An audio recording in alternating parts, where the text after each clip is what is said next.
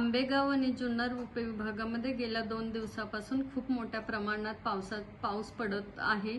याची दखल घेऊन प्रशासनाच्या वतीनं या आंबेगाव आणि जुन्नर परिसरातील भागाची पाहणी करण्यात आली।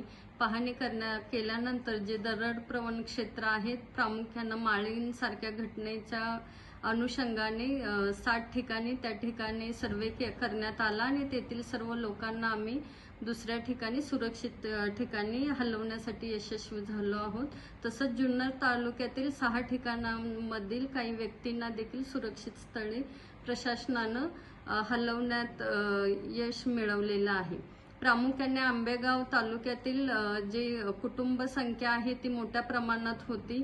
जवळपास दोन्ही तालुक्यांमध्ये मिळून 801 लोकांना सुरक्षित स्थळी हलवण्यात यश मिळालेलं आहे।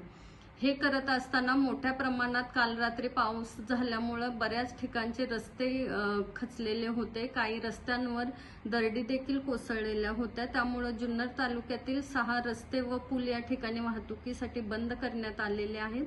तसेच आंबेगाव तालुक्यातील 8 ठिकाणचे रस्ते व पूल वाहतुकीसाठी बंद करण्यात आलेले आहेत।